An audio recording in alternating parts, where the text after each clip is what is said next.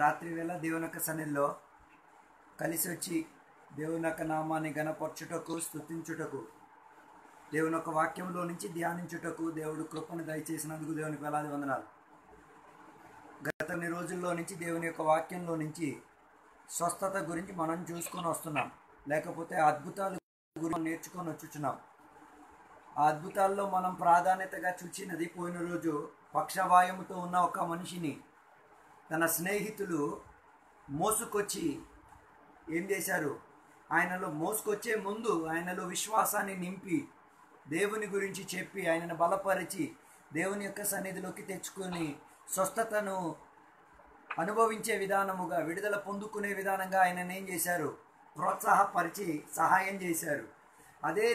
అలాంటి యొక్క పరిచర్య ఈ కాలములో ఉన్న సంఘ బిడ్డలు ఏం చేసుకోవాలి, చేసుకొని రావాలి. దాని గురించే దేవుడు ఏం చేసేది, ఆశించేది. మనం అనుకునేది కేవలం వచ్చి సంఘం నడిపించి వెళ్ళిపోవడం కాదు, ఏదో నలుగురికి సువార్త చెప్పేసి వెళ్ళిపోవడం కాదు.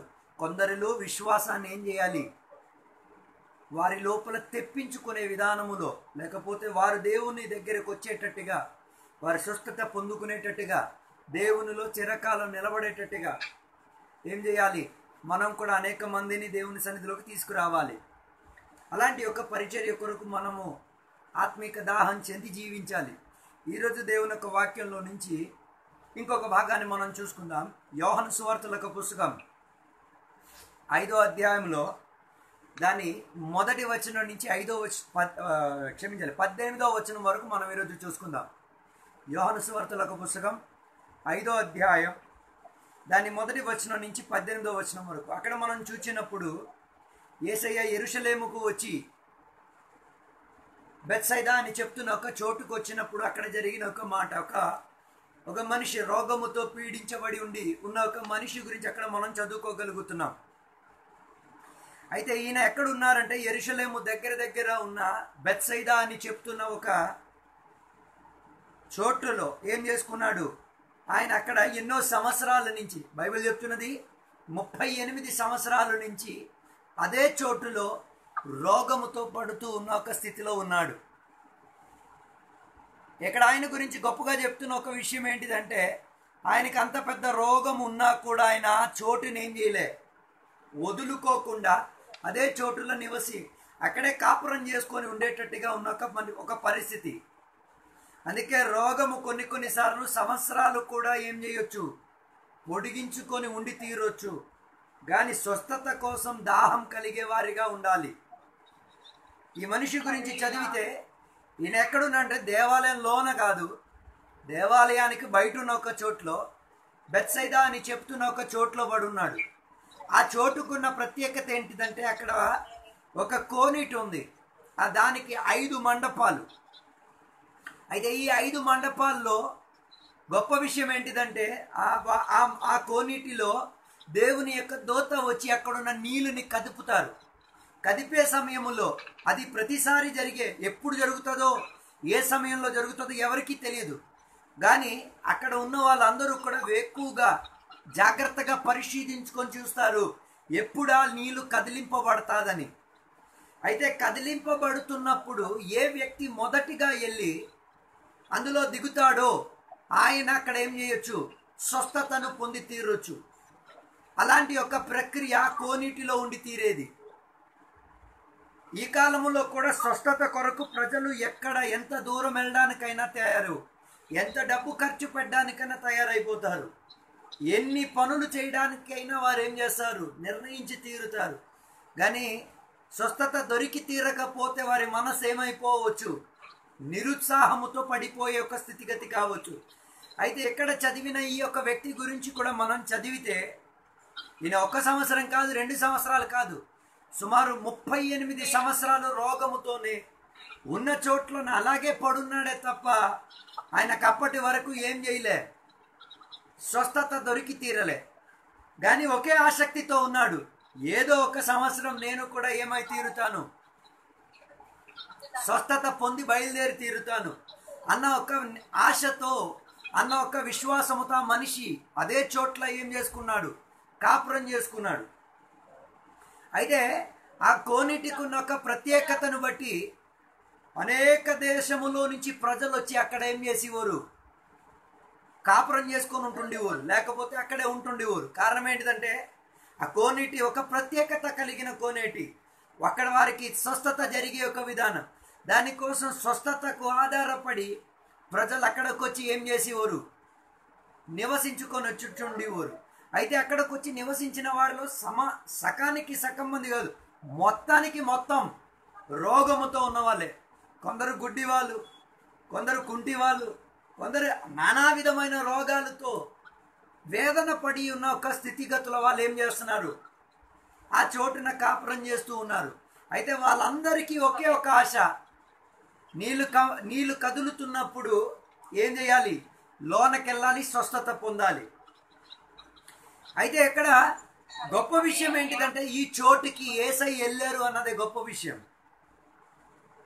యేసయ్య వెళ్ళినా కూడా అక్కడ ఉన్న ప్రజలు ఎవరు కూడా ఆయనను ఏం చేసుకోలేకపోయారు, పోల్చుకోలేకపోయారు, తెలుసుకోలేకపోయారు. ఈ కాలములో కూడా అనేక చోట్లలో ఇలాగే రోగముతో పడి ఉన్న వాళ్ళు దేవాలయం బయటే ఉన్నారు తప్ప వారు దేవాలయం లోపలికి తెప్పించడానికి ఎవరు ఏం లేదు, చేసి పెట్టే ఒక విధానం కనిపించట్లేదు.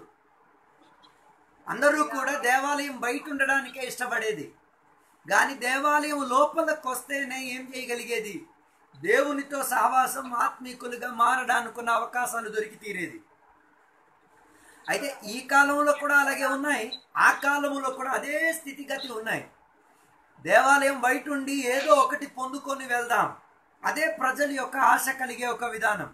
అయితే ఈ చోటికి యేసయ్య రావడానికి ఒక కారణం ఉంది. కారణం ఏంటిదంటే ఈ ఒక్క మనిషి 38 సంవత్సరాల నుంచి అక్కడ ఉన్నాడన్నది అక్కడ ఉన్న వాళ్ళకి ఎవరికి తెలియదు, కానీ యేసయ్యకు ఆ విషయం తెలుసు. అందుకే ఇక్కడ ఆ రోగముతో ఉన్న మనిషి పేరు రాయబడలే, ఆయన పేరు రాయబడలే, కానీ ఎన్ని సంవత్సరాల నుంచి అక్కడ రోగముతో ఉన్నాడో ఆ విషయం గురించి ఏమై ఉన్నాడు దేవుడు స్పష్టంగా అక్కడ రాసేసి ఉన్నారు. చూడండి, దాన్ని ఎన్నో వచనం, 5వ వచనం చూస్తే చూడొచ్చు. 38 సంవత్సరాల నుంచి అదే చోటు విడవకుండా ఆయన అక్కడే ఉన్నాడు. దాన్ని తన విశ్వాసాన్ని ఆయన ఏం చేయలే, కోల్పోలే, వదులుకోలే. అనేకసారి దేవుని యొక్క బిడ్డలు స్వస్థత జరగకపోతే, విడుదల దొరకకపోతే వారి విశ్వాసం ఏమైపోద్ది, ఆరిపోతుంది, కనిపించకుండా పోద్ది. కానీ ఈ మనిషి నుంచి మనం నేర్చుకోవచ్చు. 38 సంవత్సరాల నుంచి ఆయన ఒకే ఆశతో ఉన్నాడు, ఖచ్చితంగా నేనేం చేస్తాను, స్వస్థత పొంది తీరుతాను, ఇక్కడి నుంచి నేను ఖచ్చితంగా స్వస్థత పొంది బయలుదేరి తీరుతాను, ఏ పరిస్థితి వచ్చినా ఖచ్చితంగా. అంటే ఇన్ని సంవత్సరాలు అక్కడ కాపురం చేసి అదే చోటు విడవకుండా ఆయన ఏం చేస్తున్నాడు, ఉంటున్న పరిస్థితి. అలాంటి యొక్క పరిస్థితిలో స్వస్థత ఇవ్వడానికి వైద్యుడైన యేసయ్య అదే చోటుకు వచ్చారు. అందుకే ఒక విషయం తెలుసుకోవాలి, మన విశ్వాసానికి తగ్గట్టుగా యేసయ్య మన దగ్గరికి ఖచ్చితంగా వచ్చి తీరగలుగుతారు. దానికి ఎన్ని సంవత్సరాలు మనం విశ్వాసాన్ని పట్టుకొని ఉండగలుగుతాం అదే ఆధారపడి ఉన్నది. అందుకే ఈ కాలంలో అనేక మందికి 10 సంవత్సరాలు కూడా విశ్వాసం ఏం చేయట్లేదు, పట్టుకొని జీవించే ఒక స్థితిగతి కనిపించట్లేదు. ఈయన దగ్గర నుంచి మనం నేర్చుకోవాలి. 38 సంవత్సరంలో నుంచి ఒకే విశ్వాసం, నేను బాగవుతాను, కానీ ఎప్పుడు ఆయన ఏం కాలే, బాగు కాలే. అందుకే రోగం వచ్చినప్పుడే ఒక్కొక్కల పరిస్థితి అర్థమయ్యేది, ఎంత మాత్రం విశ్వాసం ఉన్నదని. అందుకే అందరి ద్వారా వదులుకోబడి ఆయనను ఏం చేశారు, ఆ చోటే ఆయనకి పూర్తిగా ఆయనకి నివసించడానికి ఉన్న చోటుగా మారిపోయింది. 38 సంవత్సరాల నుంచి ఒకే చోట్లో ఉన్నాడంటే ఆయన స్వస్థత కన్నా బాగున్నది ఏంటిదంటే అక్కడ ఉండడమే. కారణం ఏంటిదంటే ఆయనకి అన్ని సదుపాయాలు అక్కడ దొరికి తీరొచ్చు. అలాంటి యొక్క పరిస్థితిలో తన మనసు ఏమైపోయింది, మార్పు చెందేసింది. అంతే కదా, మనకి కూడా స్వస్థత దొరకకపోతే మనం కూడా ఏదో ఒక విధంగా ఏదో ఒక మూలలో మనం కూడా ఏమైపోతాం, ఉండిపోతాం. అంతే తప్ప అక్కడి నుంచి బయటికి రావడానికి ఇష్టం ఉండదు. కానీ ఇక్కడున్న ప్రత్యేకతలో యేసయ్య ఈ చోటుకి ఏం చేశారు, ఈ ఒక్క మనిషి కోసం వచ్చారు. మిగతా వాళ్ళు ఎవరికి కూడా యేసయ్య స్వస్థపరచలే, ఈ ఒక్క మనిషిని మాత్రమే ఏం చేశారు, స్వస్థపరిచారు. అందుకే ఒక విషయం తెలుసుకోవాలి, దేవుడు అందరినీ స్వస్థపరచడు. చాలా మందికి ఒక సందేహం ఉంది, అందరికీ దేవుడు స్వస్థపరచరు. విశ్వాసం కలిగిన వారికి మాత్రమే యేసయ్య స్వస్థపరిచేది. విశ్వాసం లేని వారికి స్వస్థపరిచేసి దేవునికి ఏం పని? అందుకే అక్కడ ఇంతమంది రోగులు ఉన్నా కూడా, ఇంతమంది చికిత్స పొందడానికి, స్వస్థత పొందడానికి కూర్చున్నా కూడా, ఈ ఒక్క మనిషి కోసమే యేసయ్య ఏం చేసింది, వెళ్ళింది. ఇంకెవరి కోసమైనా వెళ్ళే, ఆ ఒక్క మనిషి కోసమే. అందుకే ఆయన బైబిల్ యేసయ్య గురించి చెప్పేది, ఆయనకి అన్ని విషయము ఎరిగి ఉన్నవాడు, సర్వాంతరంగములను ఎరుగుచున్నవాడు, హృదయంలో జరుగుచున్న దాన్ని స్పందించుకున్నవాడు. అందుకే కదా రోగముతో ఉన్న వాళ్ళకి ఎవరు స్నేహితులు ఉండరు. 1 సంవత్సరం 2 సంవత్సరాలు రోగాలతో ఉంటే అందరూ బాగానే వస్తారు, పనులు అన్నీ ఇస్తారు. మన ఊరి సిద్ధాంతం ప్రకారంగా రోగంతో ఉంటే ఫస్ట్ చేసే పని ఏంటి, 250 రూపాయలకి కొంత పళ్ళు, తర్వాత బన్ను, బ్రెడ్, ఇది తీసుకెళ్ళి వాళ్ళ ముఖాన్ని ఇసిరేసి వచ్చేస్తాం. ఆ ఇచ్చేది ఏదో దయ, ప్రేమ, జాలి ఏం లేదు. పోనీ ప్రతిరోజు ఇస్తే ఏదో ఒకటి, ఇది ఆ ఒక్కరోజే. దాని ఈయన గురించి ఆలోచించండి, 38 సంవత్సరాల నుంచి ఎవరు తిండి పెడుతున్నారు, ఎవరు ఆయనకి బట్టలు ఇస్తున్నాడు, ఎవరు ఆయన గురించి చూస్తున్నారు, ఏమి రాయబడాలి. కానీ ఉన్న చోట్ల ఆయన ఏం చేస్తున్నాడు, పని అన్నీ మానేసుకొని అదే చోట్ల ఆయన ఏం చేసుకుంటున్నాడు, జీవించుచున్నాడు. నేను అనుకుంటాను ఆ దేవాలయంలోకి వచ్చిన వాళ్ళు ఏమైనా సహాయాలు సదుపాయాలు ఏమైనా చేస్తూ పెడుతూ ఉంటారు. అందుకే ఆ మనిషి అక్కడే అన్ని సెట్టింగ్లు చేసుకొని ఏం చేసి ఉన్నాడు, పడి ఉన్నాడు. నేను చెప్పొచ్చిన మాట, 1 వారం రోగంతో ఉంటేనే మనం పట్టించుకుంటాం. 38 సంవత్సరాలు రోగంతో ఉన్న వాళ్ళని పట్టించుకునే దేవుని బిడ్డలు అందరూ ఉన్నారు. అంత ఆత్మీయత దేవుని బిడ్డలకు ఉండదు. అందుకే కదా రోగంతో ఉన్నవాళ్ళు సంఘంలో ఉన్నారా లేదా సాక్ష్యం చెప్తే తప్ప తెలీదు, ఫోన్లు చేస్తే తప్ప తెలీదు. అంత హీన స్థితిలోకి వెళ్ళిపోయింది ఈ కాలంలో ఉన్న పరిచర్య. ఎవరు ఫోన్ చేయాలి, రోగంతో ఉన్న మనిషి ఫోన్ చేసి చెప్పాలి, ఏమండి నేను రోగంతో ఉన్నాను, నా కోసం కొద్దిగా ప్రార్థన చేయండి. లేకపోతే ఎప్పుడు తెలుస్తారో తెలుసా, ఆదివారం చర్చిలో కనిపించకపోతే తెలుస్తుంది, ఆ మనిషికి ఏదో రోగమో ఏదో అయ్యి ఉంటుంది. ఇంకెప్పుడు తెలిసేది, చర్చిలో వచ్చి స్వస్థత పొంది సాక్ష్యం చెప్పినప్పుడే తెలుస్తుంది. అంత హీన స్థితిలోకి ఏమైపోయింది, మనస్తత్వం జారికి కిందకైపోయింది. కానీ యేసయ్య గురించి ఉన్న ఒక ప్రత్యేకత ఏంటిదంటే, ఈ యొక్క మనిషి గురించి తన పరిస్థితిని గురించి ఎరుగుతూ ఆయన దగ్గరికి వచ్చినవాడు. ఆ స్వభావం దేవుని బిడ్డలకు ఉండాలి. ఒకళ్ళ రోగాన్ని తెలిసి వాళ్ళ దగ్గరికి వెళ్ళాలి, వారికి పరిచర్య చేసి పెట్టాలి, వారి విడుదల పొంది ఆ రోగములో నుంచి నయమైనంత వరకు మన పరిచర్య వాళ్ళకి కావాలి. అందుకే ఆ పని మానండి. ఈ బన్ను గిన్ను రొట్టి గిట్టి ఇచ్చేసి వచ్చే పని మానేసి అలాగే పరిచర్య చేయండి. వారి విముక్తి కొరకు, వాళ్ళ విడుదల కొరకు, వాళ్ళ స్వస్థత కొరకు ఏం చేయండి, మీ సాన్నిధ్యతను, మీ సమయాన్ని వాళ్ళ కొరకు ఖర్చు పెట్టండి.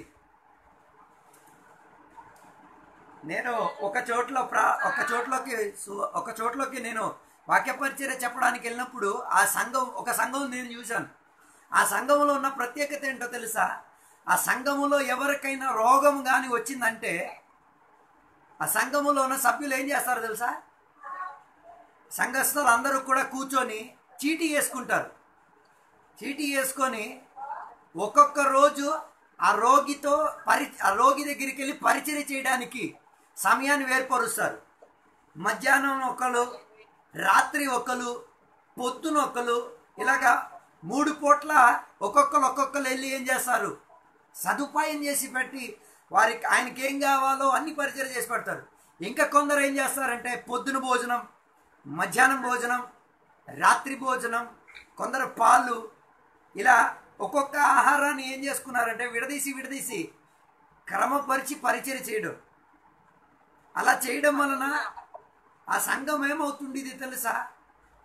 దేశానికి సువార్తను తెలియపరిచేది. ఎలాగా? ఆసుపత్రిలో ఎప్పుడూ కూడా దేవుని యొక్క బిడ్డలే ఉండేది.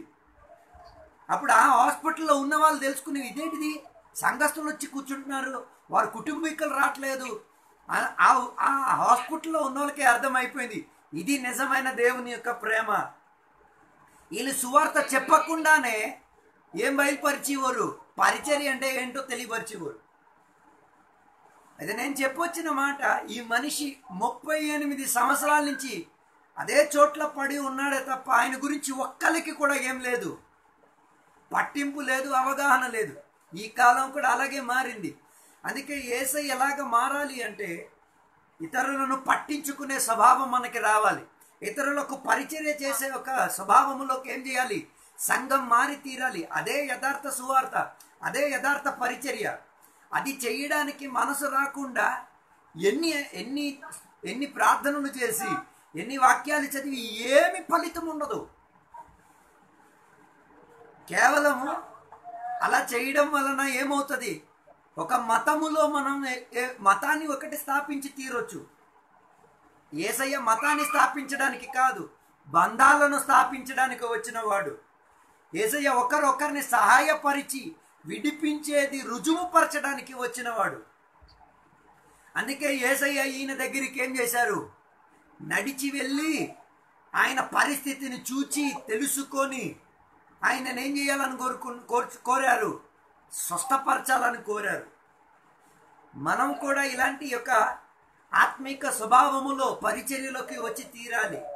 మన మూలంగా కొందరు ఏం చేయాలి? స్వస్థత అనుభవించి తీరాలి. వారి పరిస్థితిలో మన సహాయం వాళ్ళకు ఉండి తీరాలి. అదే యథార్థమైన పరిచర్యగా మనం ఇక్కడ చూడొచ్చు. అయితే యేసయ్య ఎక్కడికి వచ్చి ఈయన పరిస్థితిని అన్ని తెలుసుకొనే యేసయ్య ఇక్కడికి వచ్చింది. అడిగి తెలుసుకోవడానికి కూడా ఏం చేయలేదు, బాధ్యత తీసుకోలే. యేసయ్యకి ఆత్మపూర్ణతతో ఉన్నవాడు కాబట్టి అన్ని విషయంలో ఏమవుతున్నది? అవగాహన కలిగిపోతున్నది. అందుకే నేను చెప్పొచ్చిన మాట, మనుషుల గురించి తెలుసుకొని ఏం చేయాలి? దేవుని బిడ్డలు వెళ్ళి సహాయం చేయాలి. కేవలం సంఘస్థులకు మాత్రం కాదు, అందరికీ చేయడానికి ఏమి రావాలి? మనసు రావాలి. అందరినీ కూడా పరిచర్య చేసేటట్టుగా ఏం చేయాలి? హృదయం స్పందించి తీరాలి. అదే యేసయ్య చేసిన ఒక ప్రణాళిక. అందుకే ఇక్కడ యేసయ్య ఆయన దగ్గరకు రావడానికి ఉన్న కారణం కూడా అదే. 38 సంవత్సరాలు అయింది, ఎవరు కూడా ఆయన దగ్గరికి వచ్చి ఆయన విషయం గురించి అడిగిన వాళ్ళు ఒక్క మనిషి లేరు. కానీ యేసయ్య వెళ్ళారు. అదే యేసయ్యకున్న ప్రత్యేకత. ఒకవేళ ఈ మనిషికి అడిగితే 38 సంవత్సరాల నుంచి ఎవరైనా వచ్చారా నీకోసం అంటే చెప్పడానికి ఎవరు ఉండరు. కానీ యేసయ్యకు చెప్పడానికి ఉంది. 38 సంవత్సరాల్లో ఎవరు రాలేదు. కానీ 38వ సంవత్సరం అవుతున్నప్పుడు యేసయ్య మాత్రం అక్కడికి వెళ్ళారు. యేసయ్య వెళ్ళి ఆయనకు ఒక ప్రశ్న అడిగారు, నువ్వు నిజంగా బాగుపడాలని కోరుచున్నావా? నిజంగా నువ్వు ఈ పరిస్థితిలో నుంచి సుఖం పొందడానికి కోరుచున్నావా? 38 సంవత్సరాల నుంచి కోరుతున్నవాడే. అయినా యేసయ్య ఆయనకి అడిగారు. అంటే నిజంగా ఆయనలో ఆ ఇష్టం ఉందా, ఆ విశ్వాసం ఉందా లేదా అన్నది పరిశోధించడానికి ఏం చేశారు? ఆశపడ్డారు. అలాంటప్పుడు ఆయన చెప్పిన మాట ఏంటో తెలుసా? నాకు ఇష్టం ఉంది, కానీ కోనేటి వరకు వెళ్ళడానికి ఎవరూ నన్ను ఏం చేయట్లేదు, సహాయపరచట్లేదు. అంటే లోకం ఎలా మారిపోయిందంటే స్వార్థభరితమైన లోకంగా మారింది. ఎవడి కోసం ఈ కాలంలో ప్రార్థనలు కూడా ఎలాగైపోయింది? స్వార్థముతో నిండిన ప్రార్థనే. అందరూ చేసిన ప్రార్థన ఒక్కసారి పరిశోధించాలి. మన గురించి, మన కుటుంబం గురించి, మనకి కావాల్సిన లిస్టులు అన్నీ అయిపోయిన తర్వాతే బయట ఉన్న విషయాల గురించి ఏం చేసేది? ప్రార్థన చేసేది. అంటే ఆ ప్రార్థన కూడా ఎలాంటి ప్రార్థన? స్వార్థం, సొంతం సొంతం సొంతం. వేరే ఒకరిని కొరకు ఏ విధానమైనా ఏం లేదు, ఆలోచన లేదు. ఇక్కడ కూడా జరిగింది అంతే. అక్కడ అంతమంది రోగులతో ఉన్న అక్కడ ఉన్న రోగుల్లో ఈయన పెద్దవాడు కావచ్చు, 38 సంవత్సరాలు అయి ఉండు, మిగతాలో ఉందో చాలా తక్కువ సంవత్సరాలు అయి ఉండొచ్చు ఏమో. అయినా కూడా ఈయనని ఆ కోనేటి వరకు తీసుకెళ్ళడానికి ఎవరు లేరు. డబ్బులు ఇస్తే అందరూ మోస్తారు, డబ్బులు ఇస్తే అందరూ ఏం చేస్తారు, ఏ పనైనా చేస్తారు. ఈయన దగ్గర ఏం లేదు కదా, అందుకే ఎవరు కూడా ఈయన ఏం చేసేవారు కాదు, మోసే ఒక పరిస్థితిలోకి వచ్చేవారు కాదు. అందుకే ఆయన యేసయ్యతో చెప్పిన ఒక మాట, యేసయ్య నన్ను మోసి ఎక్కడ వరకు తీసుకెళ్లే వాళ్ళు ఎవరు లేరు, నన్ను సహాయపరిచి ఎక్కడ వరకు తీసుకెళ్లేవారు ఎవరు, కోనేటి వరకు తీసుకెళ్లే మనుషులు లేరంటే సంఘం వరకు తీసుకెళ్లే వాళ్ళు ఉంటారా? రక్షణ పొందడానికి తీసుకెళ్లే వాళ్ళు ఉంటారా? స్వస్థత పొందడానికి తీసుకెళ్లే వాళ్ళు ఉంటారా? అలాంటి వాళ్ళే యథార్థ ఆత్మీకులు, అలాంటి వారే యథార్థముగా దేవుని యొక్క స్వభావం కలిగిన వారు. మనం ఒంటరిగా వెళ్ళడం కాదు, మనం స్వార్థభరితులుగా జీవించడం కాదు, ఒకరికి ఒకరు ఏం చేయాలి, ఆధారపడి సహాయపడే వాళ్ళుగా ఉండాలి. ఆలోచించండి, మీరు దేవుని దగ్గరికి వచ్చింది మీరు సొంతంగా వచ్చారా, ఎవరైనా మీకు తీసుకొచ్చారా? ఎవరో మిమ్మల్ని తీసుకురావడం వలనే కదా మీరేం చేసింది, దేవుని దగ్గరకు వచ్చింది. అలాగైతే మనం కూడా బాధ్యత చెందిన వాళ్ళమే. అందరినీ ఎక్కడికి తీసుకురావాలి? యేసయ్య దగ్గరికి తీసుకురావాలి, ఆరాధనకి తీసుకురావాలి, స్వస్థత కోరడానికి తీసుకురావాలి. అదే చెయ్యూత, ఒకరిని ఏం చేసేది, చెయ్యి సహాయం ఇచ్చిపెట్టేది. యేసయ్య కూడా ఈయన దగ్గరికి వెళ్ళింది దేనికి అంటే ఆయనకి రుజువుపరచడానికి. నాయనా మనుషులు నీకు చెయ్యూత ఇవ్వరు, నేను నీకు చెయ్యూత ఇస్తాను అని తెలియపరచడానికే యేసయ్య ఆయన దగ్గరికి వెళ్ళింది. యేసయ్య చెయ్యూత ఇవ్వడానికి ఎక్కడి నుంచి ఎక్కడి వరకు వచ్చారో తెలుసా? పరలోకం నుంచి భూమి వరకు వచ్చారు. మీరు ఎక్కడి నుంచి మీ పక్కింట్లో ఉన్న వాళ్ళ దగ్గరికి వెళ్ళడానికి మనసు లేదు. మీ ఊర్లో నుండి పక్క ఊర్లో ఉన్న విశ్వాసి దగ్గరికి వెళ్ళడానికి ఏం లేదు, మనసు లేదు. ఇది ఇప్పుడున్న స్థితిగతి. అందుకే ఈ మనిషి చెప్తున్న ఒక మాట, నన్ను కోనేటి దగ్గరికి తీసుకెళ్ళడానికి ఏం లేదు, ఒక్క మనిషి కూడా లేదు. అంటే అక్కడ పడున్న వాళ్ళందరూ కూడా ఎవరి స్వార్థం వాళ్ళ కోసమే, ఎవరి స్వస్థత వాళ్ళు చూసుకుంటున్నారు అంతే తప్ప ఈయనకి ముందు దొరకాలి, ఈయన ముందు స్వస్థత పొంది వెళ్ళిపోవాలన్న ఆలోచన లేదు. అంతే కదా? కారణం ఏంటిదంటే ఎవరి పని వాళ్ళు చూసుకునేది. కానీ యేసయ్య ఒక్కడే తన పనిని మానేసి మన పని గురించి ఆలోచించడానికి ఉన్న ఒకే ఒక్కడు. మనం ఆయన పిల్లలై ఉండి, మనం ఆయనతో సహవాసం ఉండి, మనం ఎవరి పనిని చూసుకుంటున్నాం అదే ఆలోచించాలి. అలాగైతే మీరు దేవుని బిడ్డ అని చెప్పకూడదు. చెప్పడానికి కూడా ఏం రాకూడదు, అర్హత రాకూడదు. కారణం ఏంటిదంటే యేసయ్య తన పనిని మానేసి, యేసయ్య అసలు దేవాలయంలో ప్రార్థన ఉండొచ్చు, వేరే ఏదైనా పని ఉండొచ్చు, వాటిని వదిలి ఈ మనిషి దగ్గరికి వెళ్ళడానికి ఉన్న కారణం ఏంటిది? ఈయనని సహాయపరిచే వాళ్ళు ఎవరూ లేరు. ఈయన ఎప్పటి వరకు ఎవరి యొక్క సహాయం 38 సంవత్సరాల నుంచి అనుభవించలే. ఎవరు కూడా ఆయనను ఏం చేయట్లే, ఎత్తి తీసుకెళ్లే వాళ్ళు లేరు. అలాంటి యొక్క పరిస్థితిలో యేసయ్య ఆయన దగ్గరికి వెళ్ళి ఏం చేయాలని కోరుచున్నారు? లేవనెత్తడానికి కోరుతున్నారు. అంటే అందుకే ఆయనకి అడిగినప్పుడు ఆయన చెప్పాడు, నిజంగా నువ్వు బాగుపడాలని కోరుతున్నావా, స్వస్థతలోకి రావాలని కోరుచున్నావా? ఏం చెప్తాను సార్, నన్ను అక్కడ వరకు తీసుకెళ్ళి స్వస్థపడి తిరిగేంత వరకు ఎవరు కూడా నన్ను ఏం చేయట్లే. అంతే కదా?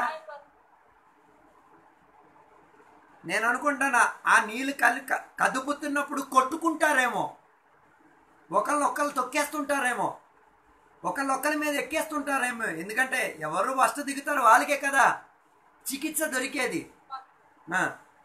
అలాగైతే చికిత్స దొరికిన కేంద్రం కొట్టుకునే కేంద్రం అయి మారింది. అంత హీనస్థితి అయిపోయింది. అయినా కూడా ఎవరూ ఆయనను ఏం చేసేవారు, సహాయంలోకి చేయడానికి వచ్చేవారు కాదు. కానీ యేసయ్య ఆయన దగ్గరికి వచ్చి ఆయన పరిస్థితిని చూచినప్పుడు, ఆయన ఆ విశ్వాసాన్ని చూచినప్పుడు, అయినా కూడా ఆయనకు విశ్వాసం ఉంది, నేను ఇందులోకి వెళ్తాను, స్వస్థత పొందే వెళ్తాను. అందుకే కదా ఆయన అక్కడ కాపలా కాసుకొని ఉండేది. యేసయ్య అప్పుడే వెంటనే ఆయనకేమన్నారు తెలుసా?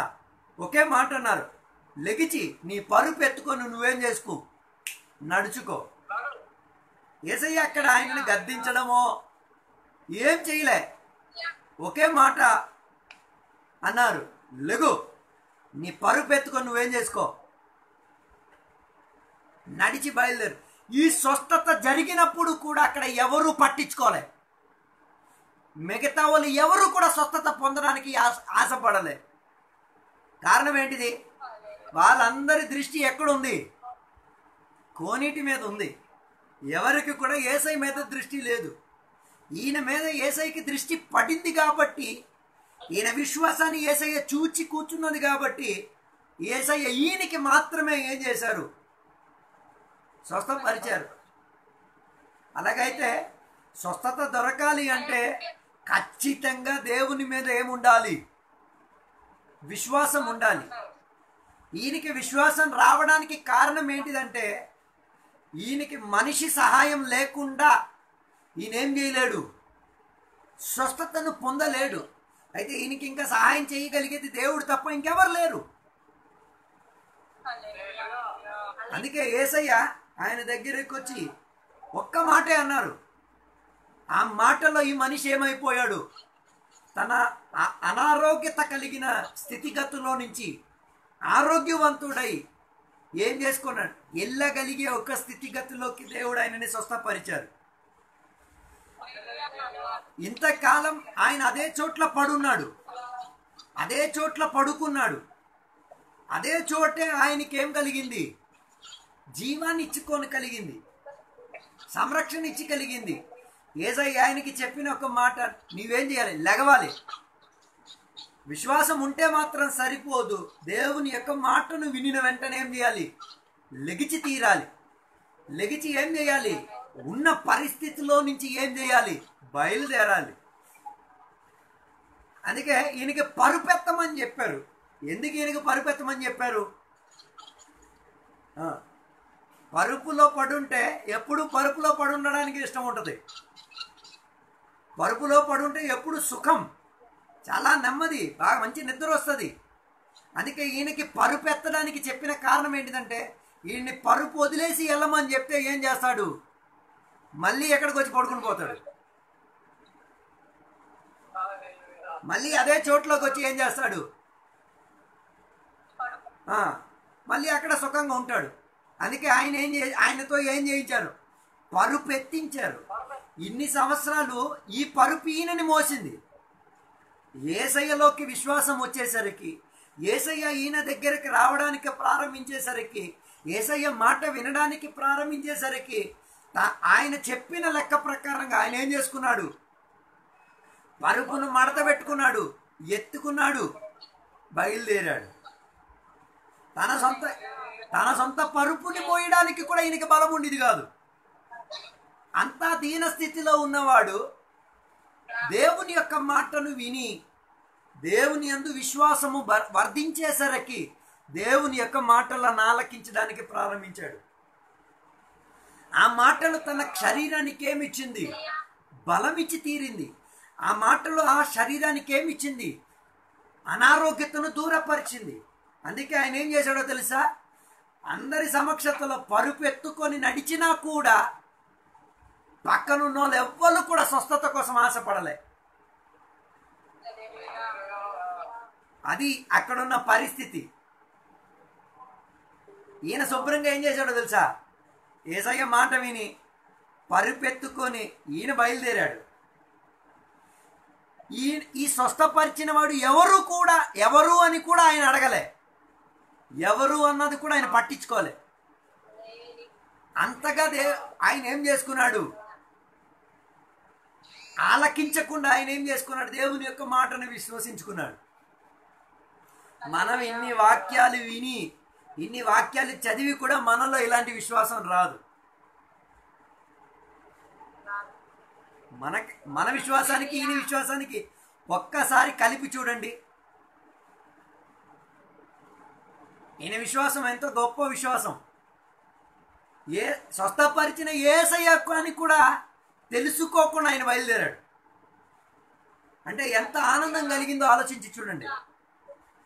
ఇంకా ఆనందం మాత్రం కాదు, పక్కనున్న ఒక్కడికి కూడా తెలియలే స్వస్థత ఈయనకి జరిగిందని.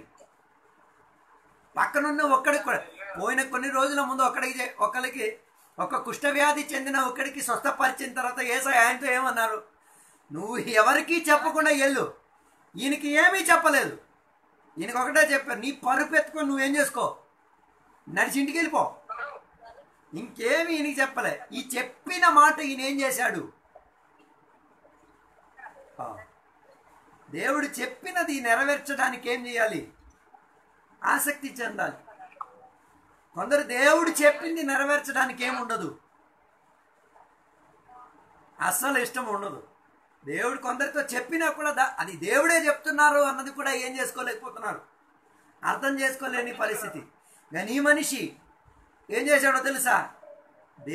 యేసయ్య ఏం చెప్పారో దానిని అదే పనిగా ఏం చేశాడు? చేసుకెళ్ళిపోయాడు. ఒక్క గోల లేదు, ఒక్క సౌండ్ లేదు, ఏం లేదు. బలం వచ్చింది, పరుపెత్తాడు, నడిచాడు అంతే తప్ప ఇంకొక్కడికి కూడా ఏం చేయట్లే. ఈ కాలం కూడా అలాగే తయారైంది. మీ స్వస్థత మీకు దొరికేసింది కదా, ఇంకా మిగతా వాడి పని మనకక్కర్లే. ఇంతకాలం వేరే వాళ్ళందరికీ వారి వారి స్వార్థం ఉండేది. ఇప్పుడు ఈడి స్వార్థమే. ఈడు స్వస్థత పొంది ఈడు బయలుదేరాడు. మిగతా వాళ్ళందరూ అక్కడ పడున్నారు. ఎసే వాళ్ళని చేయండి, వాళ్ళకి సహాయం చేయండి. ఒక్కరి గురించి ఏం చేయట్లే.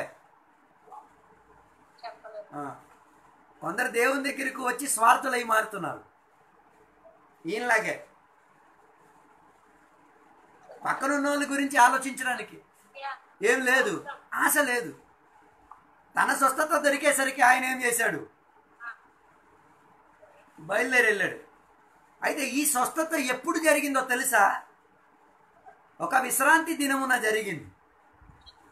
అప్పుడు విశ్రాంతి దినంలో స్వస్థత జరిగిందంటే యూదులు ఎలా చేస్తారో మనం తర్వాత చూసుకోవచ్చు. దాని 10వ వచనం నుంచి కిందకి చదివినప్పుడు మనం చూసేది విశ్రాంతి దినమున అందరూ ఎవరు ఏం చేయకూడదు, ఏ పని చేయకూడదు. అలాంటప్పుడు యూదులందరూ కూడా యెరూషలేములోకి వెళ్ళి ప్రార్థన చేసుకొని తిరిగి వచ్చినప్పుడు ఒకడు మాత్రం ఏం చేసుకుంటున్నాడు? పరుపెత్తుకొని రోడ్డు మీద నడుస్తున్నాడు.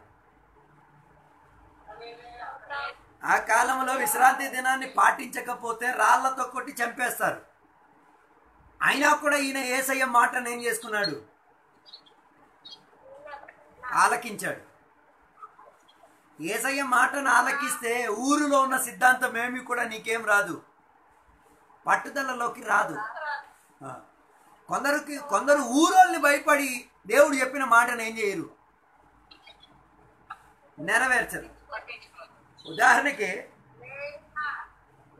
అనన్య అని చెప్తున్న దేవుని యొక్క సేవకుడిని దేవుని యొక్క ఆత్మ తెలియపరిచి చెప్పారు, బయలుదేరండి. పౌలు అని చెప్తున్న ఒక్కడిని నేను పట్టుకున్నాను, ఆయన ఇంటికి వెళ్ళింది మీరేం చేయండి, ఆయన స్వస్థత నిమిత్తం ప్రార్థన చేయడానికి వెళ్ళండి. ఈయన దేవుడు చెప్పినా దేవునికి ధిక్కరించేస్తారు. దేవుడు చెప్పిన వెళ్ళండి, ఈయన దేవునికి చెప్తున్నాడు. లేదు దేవుడా, నేను ఆయన గురించి బోల్డ్ మాటలు విన్నాను, ఆయన సంఘ బిడ్డలను చాలా రీతిగా బాధ పెట్టినవాడు, గాయపరిచినవాడు, ఆయన దగ్గరికి ఎలాగా దేవుడా? దేవుడు చెప్పినా కూడా ఆలకించలేని సేవకుడు. చెప్తున్నది దేవుడే, దేవునికి తిరిగి ఈయనేం చేస్తున్నాడు? అది నేర్పిస్తున్నాడు. ఇదే రీతిగా పేతురుకి కూడా ఒక దుప్పటిలో అన్ని జీవులను ఇచ్చి దేవుడు చెప్తున్నాడు దీన్ని తినమని, దీన్ని భుజించమని. దేవుడు చెప్పినా కూడా దేవునికి పాఠాలు నేర్పించే దేవుని వేట. దేవునికి కూడా పాఠాలు నేర్పించేస్తారు. అది ఆత్మీకత కాదు, అవివేకత. అయితే ఆ కాలంలో ఉన్న యూదులు కూడా ఇదే రీతిగా అవివేకులైపోయారు. అవివేకులు అయిపోవడానికి కారణం ఏంటిదంటే వాళ్ళకి ఒక్కటే లక్ష్యం, దేవునిని తృప్తిపరచడము, దేవుని యొక్క మాటని నెరవేర్చడం కాదు, ఏ రీతిగా ఒక మతాన్ని స్థాపించాలి. అదే యూదులకున్న ఆశ. అందుకే విశ్రాంతి దినమున ఒకవేళ ఒక మనిషి పరుపెత్తలేకపోతే, విశ్రాంతి దినమున అందరు ఇంట్లో ఉండాలి కదా, వీళ్ళు దేవాలయానికి ఎందుకు వెళ్ళారు? అది తప్పు కదా? అది తప్పు కాదు. ఒక మనిషి పరుపెత్తి నడిచి వెళ్తే అదేంటంట,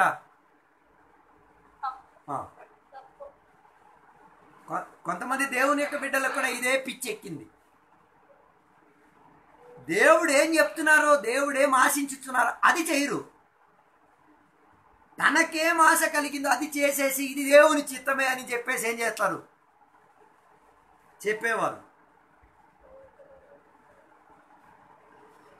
అందుకే ఈ మనిషి యేసయ్యకు ఆలకించి అది విశ్రాంతి దినమని కూడా పట్టించుకోకుండా ఆయన ఏం చేశాడు, పరుపెత్తుకొని బయలుదేరాడు. ఈ కాలంలో కూడా ఇలా చేయడానికి అనేక మంది దేవునికి బిడ్డలకి ఏం లేదు, ఇష్టం లేదు. దేవుని యొక్క మాటకు ఆలకించిన వాడు దేవుడు చెప్తున్న దానిని ఏం చేస్తాడు, నెరవేర్చడానికి ప్రయత్నం చేస్తాడు. ఊరేం చెప్తున్నదో, దేశం ఏం చెప్తున్నదో, వ్యవస్థలు ఏం చెప్తున్నాయో దానిని ఏం చేయరు, ఆలకించరు, పట్టించుకోరు. అయితే యూదులకు కనిపించినప్పుడు ఏం వింతగా కనిపించింది, ఒకడు మాత్రం ఏం చేస్తున్నారు,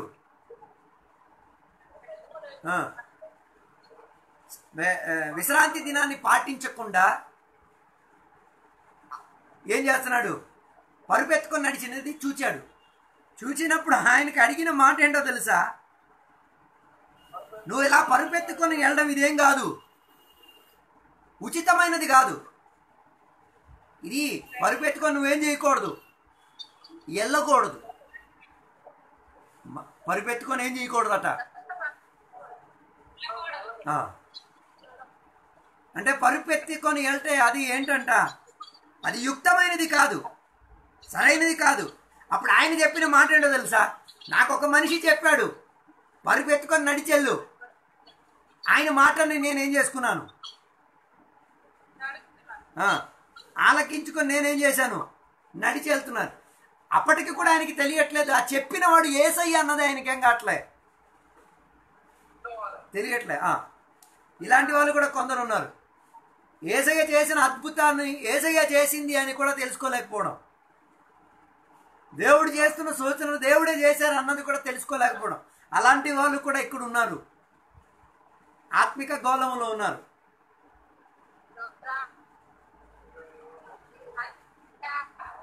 అయినా ఆయనకి తెలియట్లేదు ఈ చెప్పిన వాడు ఎవరు అన్నది ఆయనకి ఏం తెలియట్లే. ఈయన పరుపెత్తుకొని నడుస్తున్నాడు. నడిచి ఈయన ఎక్కడికి బయలుదేరాడు తెలుసా, ఇంటికి వెళ్ళే, దేవాలయానికి వెళ్ళాడు. ఎక్కడికి వెళ్ళాడు? ఈ కాలంలో స్వస్థత పొందిన తర్వాత ఎంతమంది దేవాలయానికి వస్తేది, స్వస్థత పొందిన తర్వాత దేవాలయానికి రావడానికి ఏమి ఇష్టం ఉండదు, యేసయ్య దగ్గరికి రావడానికి ఏమి ఇష్టం ఉండదు. అందుకే కదా స్వస్థత పొందడానికి ఉన్నప్పుడు దేవాలయాలు, యేసయ్య అన్నీ తిరిగేస్తారు. స్వస్థత పొందిన తర్వాత నాకు ఆదివారం పని ఉంది, నాకు ఇంటి దగ్గర వంట చేయాలి, బట్టలు ఉతకాలి, ఈ హడావిడిలతో మనం యేసయ్యని ఏం చేసేస్తున్నాం, పక్కకు దోసేస్తున్నాం. కానీ ఈ మనిషి ఏం చేసాడో తెలుసా, తిన్నంగా ఇంటికి వెళ్ళకుండా ఎక్కడికి వెళ్ళాడు, దేవాలయంలోకి వెళ్ళాడు. దేవాలయంలోకి వెళ్ళినప్పుడే ఎవరు ఆయనకి కనిపించారు, యేసయ్య ఆయనకి కనిపించారు. మీరు దేవాలయానికి దేనికి వెళ్తున్నారు? అందరు దేవాలయానికి దేనికి వెళ్తున్నారు నాకు తెలియదు, కానీ ఎక్కడ ఈ మనిషి దేవాలయం దగ్గరికి వెళ్ళింది ప్రార్థన చేయడానికో ఆరాధన చేయడానికో, కానీ ఎవరిని కలిశారు, యేసయ్యని కలిశారు. నువ్వు దేవుని దగ్గరికి వెళ్ళి దేవాలయానికి వెళ్ళిన కారణం ఏంటిదన్న? ఎవరిని కలవడానికి? దేవుని కలవడానికి. దేవుని కలవడం మాత్రం కాదు, దేవుని దగ్గర నుంచి కొన్ని హెచ్చరికలు ఏం చేయాలి? దేవాలయములో పొంది తీరాలి. ఈయన ఏసయ్యతో దేవాలయంలో కలిసినప్పుడు ఏసయ్య ఈయనకి కొన్ని మాటలు చెప్పారు. ఏం చెప్పారో తెలుసా? నువ్వు ఇప్పుడు బాగైపోయావు, ఇప్పుడు క్షేమంగా ఉన్నావు, అందుకే నువ్వేం చేయకూడదు, ఇక నువ్వేనాడు కూడా పాపం చేయకూడదు. పాపం చేసి నీకు ఇప్పుడున్న స్థితి కన్నా హీన స్థితిలోకి నీవేం చేయకూడదు, వెళ్ళిపోకూడదు. ఈ మాట యేసయ్య దేవాలయంలో ఎందుకు చెప్పారు? స్వస్థపరిచిన చోటు చెప్పచ్చు కదా. ఈ మాట యేసయ్య దేవాలయంలో ఎందుకు చెప్పాలి? స్వస్థపరిచిన చోటు చెప్పచ్చు కదా, అక్కడ చెప్పలే. ఎందుకు? ఈయన కానీ అక్కడ ఉండుంటే ఏమయ్యును చెప్పును, కానీ ఈయన అక్కడ ఉండలేదు కదా, నడిచి బయలుదేరాడు కదా. వెళ్ళిపో అని చెప్తే వెనక్కు కూడా చూడకుండా బయలుదేరాడు. మరి యేసయ్య ఎలాగ అక్కడ చెప్పేది? అందుకే యేసయ్యకి తెలుసు ఈడు స్వస్థత పొందిన తర్వాత దేవాలయానికి వెళ్తాడు అన్న విషయం యేసయ్యకి తెలుసు. అందుకే యేసయ్య ఎక్కడికి వచ్చారు? దేవాలయానికి వచ్చారు. దేవాలయానికి వచ్చినప్పుడు ఈ మనిషి ఎక్కడ కనిపించారు? దేవాలయంలో కనిపించారు. దేవాలయంలో కనిపించినప్పుడు దేవుడు ఆయనకి ఏం చేశారు? కొన్ని హెచ్చరిక మాటలు ఇచ్చి ఆయనని బలపరిచి చెప్పారు, నాయనా నీకు ఈ రోగం రావడానికి కారణం పాపమే. పాపమే నిన్నేం చేసింది? ఈ 38 సంవత్సరాలు నీ జీవితాన్ని ఎంతగా పీడించి పెట్టింది, రోగముతో పెట్టింది. అందుకే నువ్వు మరలా ఏం చేయకూడదు, పాపం చేయకూడదు. మనం రక్షణ పొందేది దేనికో తెలుసా? చాలా మందికి తెలియదు రక్షణ పొందేది దేనికి. అనేక మంది అనుకుంటుంది రక్షణ పొందేది పరలోకం వెళ్ళడానికి. రక్షణ పొందేది పరలోకం వెళ్ళడానికి కాదు, దేవునితో సహవాసంలోకి రావడానికి. దేవునితో సహవాసంలోకి వస్తే నువ్వు దేవాలయానికి వెళ్తావు.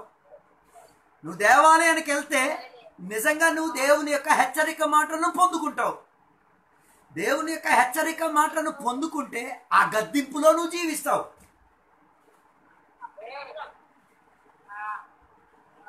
అందుకే చాలా మందికి తెలియట్లేదు రక్షణ ఎందుకు పొందుతున్నాము అన్నది. కొందరికి ఏం కావట్లేదు.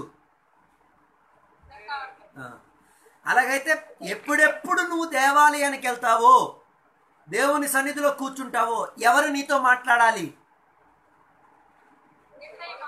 దేవుడు నీతో మాట్లాడాలి. దేవుని యొక్క వాక్యోపదేశం నీతో ఏం చేయాలి? మాట్లాడాలి. నీకు హెచ్చరిక కలిగించాల్సిన మాటలు నీకేం చేయాలి? దొరికి తీరాలి. దేవాలయానికి వెళ్ళి నీకు హెచ్చరిక మాటలు దొరకట్లేదు, నీకు గద్దింపు వాక్యం ద్వారా దొరకట్లేదు. అలాగైతే అర్థం చేసుకో, ఆ సంఘమైన దొంగ సంఘం, లేకపోతే నువ్వైనా దొంగ విశ్వాసి. ఈ రెండిట్లో ఏదో ఒకటి ఖాయం. మళ్ళీ ఒకసారి చెప్తాను, నువ్వు దేవుని దగ్గరకు వచ్చి హెచ్చరికను పొందకుండా, నీకు వాక్యములో నుంచి నీకు హెచ్చరిక దొరకకపోతే అయితే సంఘం దొంగ సంఘం, లేకపోతే ఈ విశ్వాసి దొంగ విశ్వాసి. ఈ రెండిట్లో ఏదో ఒకటి ఖాయం.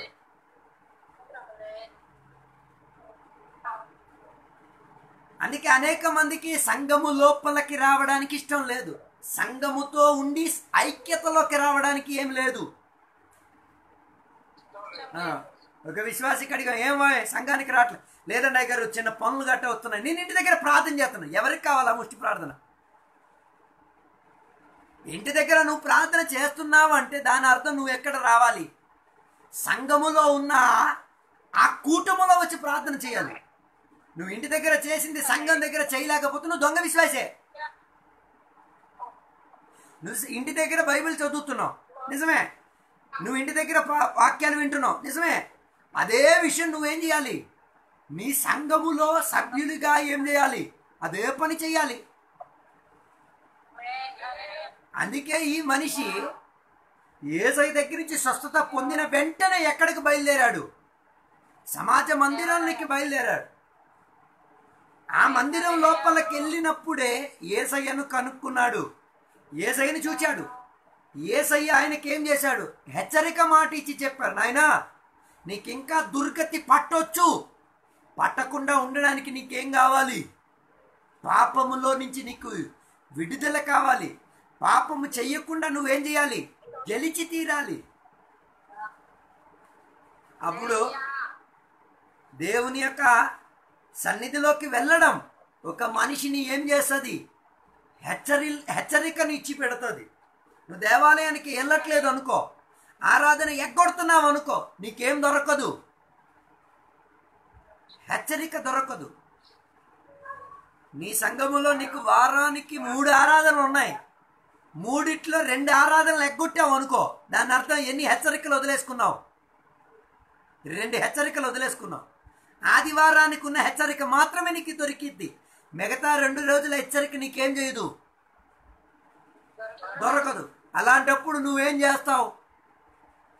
పాపం చేయడానికి త్రోవను చూసుకుంటావు.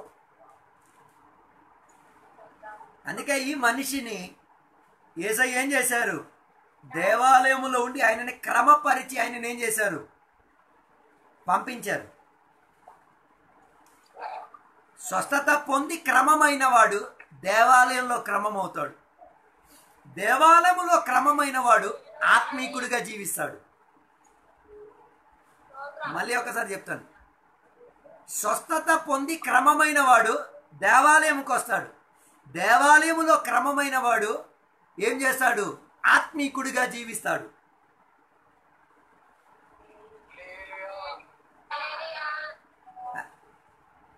అయితే అప్పటి వరకు ఈ మనిషికి స్వస్థపరిచింది ఎవరో తెలియలే, కానీ హెచ్చరిక మాట ఇచ్చిన తర్వాత ఈయనకి అర్థమైంది స్వస్థపరిచింది యేసయ్యనే అని. ఆయనకి ఏమైంది? అర్థమైంది. ఎప్పుడు అర్థమైంది? యేసయ్య నోట్లో నుంచి హెచ్చరిక మాటను విన్నప్పుడే ఆయనకి ఏం అర్థమైంది? ఇది చేసింది యేసయ్యే, స్వస్థపరిచే యోగ్యత కలిగిన వాడు యేసయ్యే. ఆయనే నన్ను ఏం చేసింది? పరుపెత్తుకొని నడవమని చెప్పినది, నన్ను రోగమున్న స్థితిలో నుంచి లేవనెత్తింది, నా స్థితిగతినికి మార్పు ఇచ్చింది యేసయ్యే అన్న విషయం ఆయన ఏం చేసుకున్నాడు? తెలుసుకున్నాడు. గొప్ప విషయం ఏంటిదంటే ఇప్పుడు కూడా కొందరు ఉన్నారు దేవుని దగ్గర నుంచి హెచ్చరిక పొందిన తర్వాత కూడా హెచ్చరిక ఇచ్చింది దేవుడే అని అర్థం చేసుకోలేకపోయినవారు. ఈయన హెచ్చరిక పొందిన తర్వాత ఏం చేశాడో తెలుసా? ఈయన హెచ్చరిక పొందిన తర్వాత చేసిన పని ఆ దేశములో ఉన్న యూదులకందరికీ ఈయన చెప్పాడు. ఏమని? నన్ను స్వస్థపరిచింది యేసయ్యే, నేను బాగుపడి నడుచుచున్నది దీనికి కారణం యేసయ్యే. అంటే ఈయన దేవాలయం లోపలికి వెళ్ళి యేసయ్యను చూచి హెచ్చరికను పొంది యేసయ్యని తెలుసుకొని ఊరంతటికి ఈయనేం చెప్తున్నాడు? స్వస్థపరిచిన వాడు యేసయ్యే, నేను ఈరోజు ఆరోగ్యంతో ఉన్నది యేసయ్యే. అంటే యేసయ్యను ఘనపరిచే విధానముగా ఈయన ఏం చేశాడు? యేసయ్య చెప్పకుండానే ఈయన ఏం చేశాడు?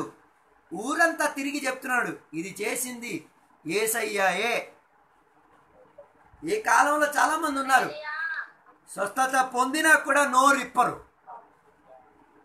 స్వస్థపరిచింది యేసయ్యే అని కూడా ఎవరికి ఏం చేయరు, ఒక్క మాట చెప్పరు, ఒక్కరికి ఏం చేయరు, చెప్పరు. భయం. కారణం ఏంటిది? ఇప్పుడు కూడా నువ్వు ఏం చేయలే, స్వస్థతకు కలిగిన స్వాధీనాన్ని అనుభవించారు.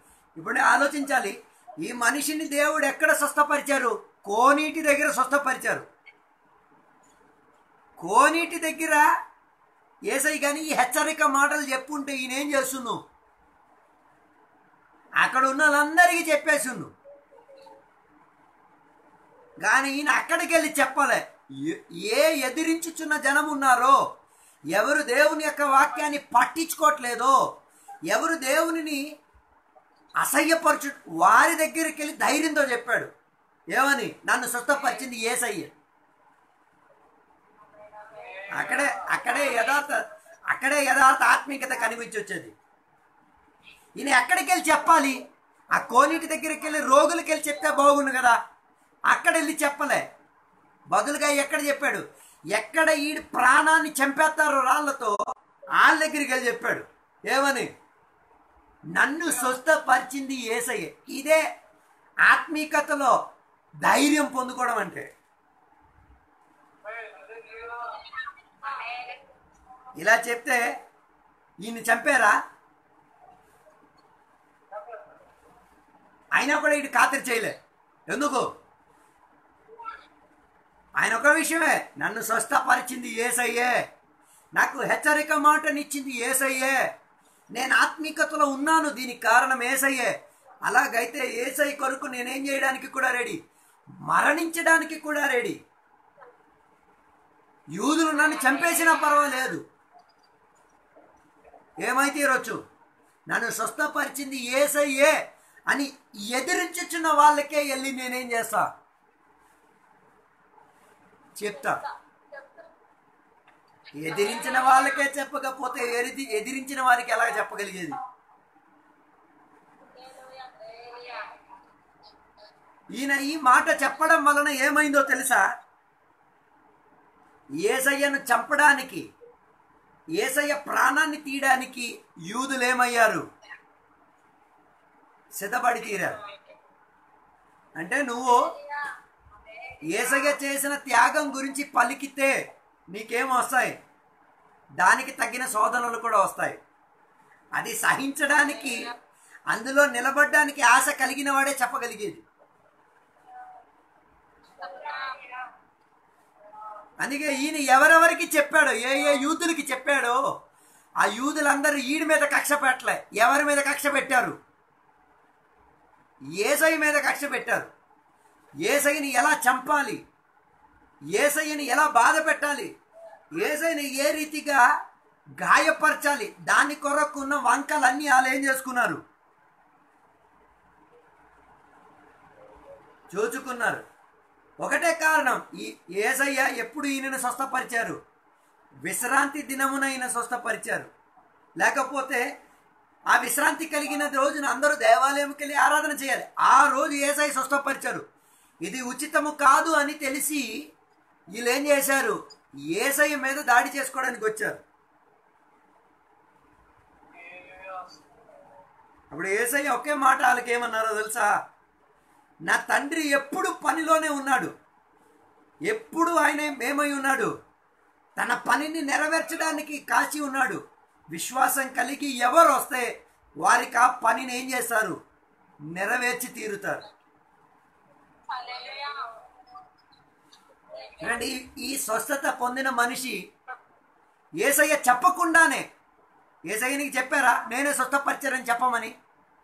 ఏం చెప్పలే. పోయిన రోజు మనం చూసాం, ఒక మనిషికి చెప్పారు నువ్వెవరికి చెప్పొద్దు, ఆడు ఊరంతా తిరిగి చెప్పాడు. ఈ మనిషికి అసలు చెప్పలేదు. వీడేం చేశాడు తెలుసా? ధైర్యం తీసుకొని చెప్పాడు. అప్పుడు యేసయ్య ఈ మనిషిని ఎంతగా నమ్మారో చూడండి, ఎంతగా దేవుని యొక్క విశ్వాసం ఈయనలో స్థాపించింది చూడండి. ఈయన ఎంతగా దేవుని కొరకు, దేవుని యొక్క గద్దింపుకు ఆలకించుకున్నాడు అన్నది చూసుకోండి.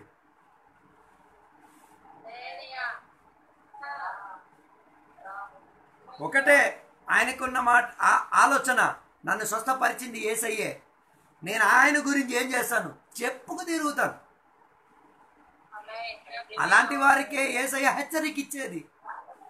లేకపోతే ఉన్న అలాంటి హెచ్చరిక దొరకని వారికి హెచ్చరిక ఇచ్చి ఏం ప్రయోజనం? ఇదే హెచ్చరిక ఆ కుష్ఠవ్యాధి చెందిన వాడికి ఇచ్చి ఉంటే ఈడేం చేసును? ఇంకా ఘోరం చేసును. కానీ ఆయనకి ఆ హెచ్చరిక ఇవ్వలే, ఈయనకి హెచ్చరిక ఇచ్చారు. కారణం ఏంటిదంటే యేసయ్య ఈయన నమ్మగలిగారు. నేను చెప్పొచ్చిన మాట, కోనేటి దగ్గర ఈయన ఎవరి సహాయం లేకపోతే వెళ్ళలేకపోతున్నవాడు ఇప్పుడు యేసయ్య సహాయం పొందుకొని యేసయ్యను ఘనపరచకుండా ఉండలేకపోతున్నాడు. యేసయ్య గురించి చెప్పకుండా ఆయన నోరు ఏం చేయట్లే, ఆగలేకపోతున్నది. అంత విశ్వాసాన్ని ఆయన ఏం చేశాడు, దేవుని కొరకు చూపించాడు. ఈరోజు రాత్రి వేళ వాక్యం వింటున్నా నేను మీతో అడిగేది, దేవునికి మీరు విశ్వాసం చూపిస్తున్నారా? మీకు స్వస్థపరిచిన దేవుడు, అందరికీ స్వస్థపరచగలిగేవాడు, విశ్వసించుడి అని చెప్పడానికి నోరు వస్తుందా?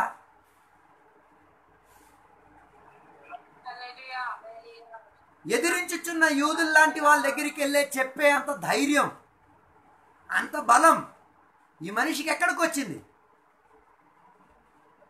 యూదుల దగ్గరికి వెళ్ళి చెప్తే యూదులను చంపారా? చంపేస్తారు. అయినా కూడా ఈడ ధైర్యం చేసుకొని ఏం చేశాడు, నన్ను పరుపెత్తుకొని నడమని చెప్పింది యేసయ్యే. ఆయనే రక్షించుకోగలిగేది, ఆయనే విడిపించుకోగలిగేవాడు, ఆయనే క్షేమాన్ని ఇచ్చి పెట్టుకోగలిగేవాడు. మరణానికి కూడా ఖాతిరు చేయకుండా ఏం చేశాడు, దేవుని యొక్క హెచ్చరికను చాటి అందరికీ తెలియపరిచాడు. ఈ రాత్రి వేళ నేను మీకు అడిగే ఒక మాట, మీరు దేవుని దగ్గర నుంచి ఎన్నో మేలు, ఈయన ఒక్క మేలే పొందుకున్నాడు. ఏ మేలు? 38 సంవత్సరాల నుంచి రోగంతో ఉన్న దాంట్లో నుంచి స్వస్థత పొంది బాగుపడి వచ్చాడు. ఈయన యేసయ్య దగ్గర నుంచి ఒకే ఆ మేలు పొందుకున్నాడు. ఆ మేలు పొందుకున్న దానికి 100 అంతులు దానికి ఏం చేశాడు, విశ్వాసాన్ని చూపించాడు. మనం ఎంతగా విశ్వాసాన్ని చూపిస్తున్నాం? ఈ రాత్రి వేళ ఒక్కసారి ఏం చేయాలి, పరిశోధించి తీరాలి. కొందరు ఇప్పుడు కూడా యేసయ్య గురించి ఎవరికి ఏం చేయరు, చెప్పరు, నోరు రాదు. జరిగిన స్వస్థత గురించి కూడా ఎవరికి, ఎక్కడ స్వస్థత చెప్తారు, చర్చికి వచ్చి మాత్రం చెప్తారు. ఎందుకంటే దెబ్బలు తగలవు కదా, చర్చిలో చెప్తే ఎవరు కొట్టరు కదా. అది చెప్పాల్సిన విధానంలో చెప్పాలి. ఏమని చెప్పాలి? సాక్షి, ఉదాహరణకి మీకు రోగం నుంచి స్వస్థత దొరికింది, ఎలా చెప్పాలి? మీరందరూ నా కోసం ప్రార్థన చేశారు, అందుకే నాకు స్వస్థత లభించింది అని అందరూ సాక్ష్యం చెప్తారు. ప్రార్థన చేయలేని వాళ్ళని కూడా కలిపేస్తారు, వీళ్ళందరూ ప్రార్థన చేసేసారు. ఇదే విషయం బయటలు చెప్పచ్చు కదా. అప్పుడు ఆ సాక్ష్యం దొంగ సాక్ష్యం కదా. అంటే దెబ్బలు తగలలేని చోట్ల ఎన్ని అయినా నిలబడేం చేస్తావు. ఇంకా సాక్ష్యం చెప్పాడు, దొంగ ఏడుపు ఒకటి. ఈ ఏడుపేద బయటికి వెళ్ళి ఆడచ్చు కదా, బయట ఏడుతూ చెప్పచ్చు కదా, నేను రోగంతో ఉన్నవాడిని, నేను అనారోగ్యతతో పడి ఉన్నవాడిని, యేసయ్య నన్ను వచ్చి ఏం చేశారు, స్వస్థపరిచారు, నాకు చేయగలిగిన దేవుడు మీకు చేస్తాడు చెప్పచ్చు కదా. అలా చెప్పుంటే సంఘాలైనా ఏమై ఉండు, నిండును. ఇది అలాగే లేదు. అందుకే చాలామంది సంఘంలో సాక్ష్యం చెప్పడానికి కారణం ఏంటంటే స్వార్థం. ఏంటి స్వార్థం? ఈ సంఘంలో వస్తే మాత్రమే జరుగుతుంది, బయట ఎక్కడ ఏం జరగదు. అంటే మనం ఒక రీతిగా పిరికి వాళ్ళు అయిపోతున్నాం.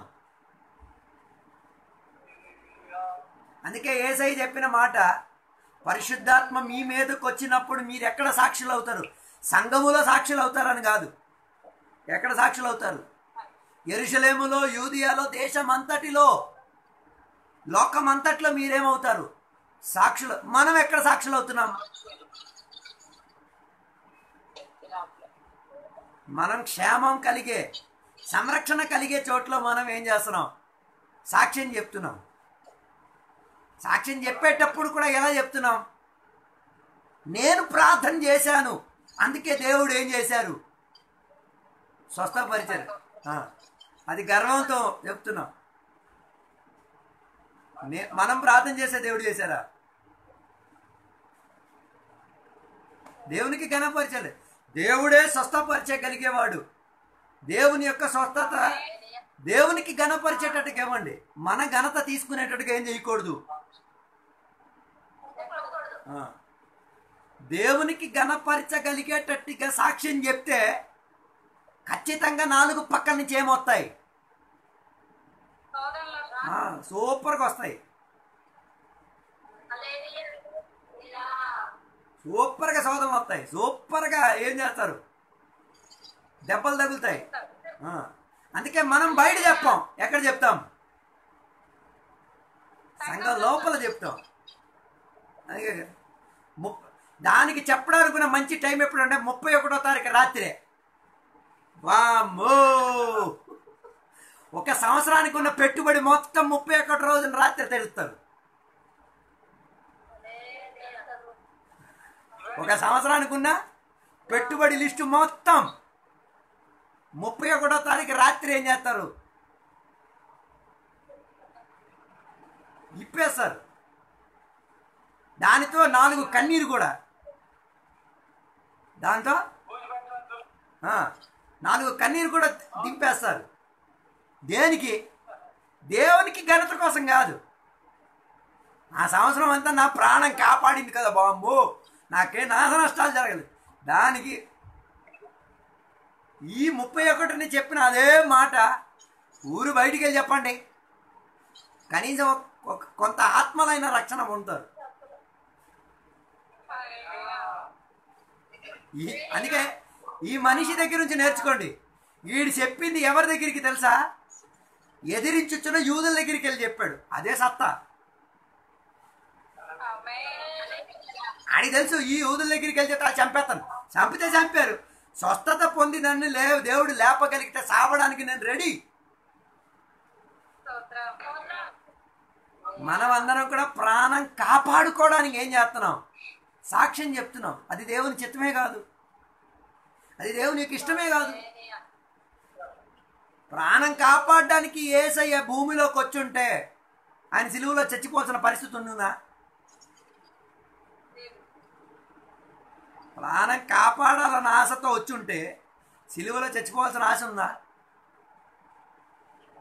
అలాగైతే ఆయన ప్రాణం వదులుకోవడానికి ఏం చేసింది? భూమిలోకి వచ్చి మనము ప్రాణం దక్కించుకోవడానికి. అందుకే నా మాటలు నేను ముగించుచున్నాను. ఈరోజు ఒక నిర్ణయం తీసుకుందాం. ఈ మనిషి ఏ రీతిగా తీసుకున్న నిర్ణయంగా, ఆయనకి ఏ రీతిగా దేవాలయంలో హెచ్చరిక దొరికిందో, నన్ను స్వస్థపరిచింది యేసయ్యే, దానిని స్వస్థత పొందాల్సిన ప్రజల దగ్గర కాదు, దేవునిని ఎదిరించిన వాళ్ళ దగ్గరికి వెళ్ళి చెప్పే అంత ధైర్యం నాకు ఇవ్వండి, దానిలోకి అనేకులకు చెప్పడానికి ఉన్న బలం నాకు ఇవ్వండి అని రాత్రి వేళ సమర్పించుకుందాం, ప్రార్థన చేసుకుందాం. కృప కలిగిన దేవానికి వందనాలు తెలియవస్తున్నాం. ఈ రాత్రి వేళ నీ సన్నిధిలో మేము కలిసి వచ్చి నీ వాక్యంలో నుంచి ధ్యానించుటకు, చదువుకుటకు, నేర్చుటకు మాకు ఇచ్చిన గొప్ప సౌభాగ్యం నీకు నిమిత్తం వందనాలు దేవా. ఈరోజు వాక్యంలో నుంచి వినగలిగాం దేవా. మేము సాక్ష్యం చెప్పడానికి ధైర్యం పొందుకునే వాళ్ళుగా మారుటకు సహాయపరచండి.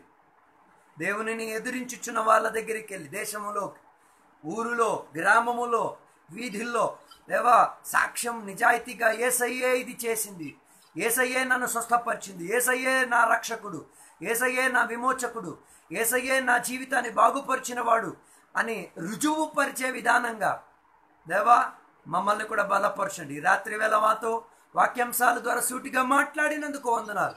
ఆ హెచ్చరికకు స్పందించి దాని ప్రకారంగా ఆత్మిక జీవితాన్ని క్రమపరచుటకు సహాయపరచండి. దీవెనలతో నింపినందుకు వందనాలు, సహాయపరిచినందుకు వందనాలు.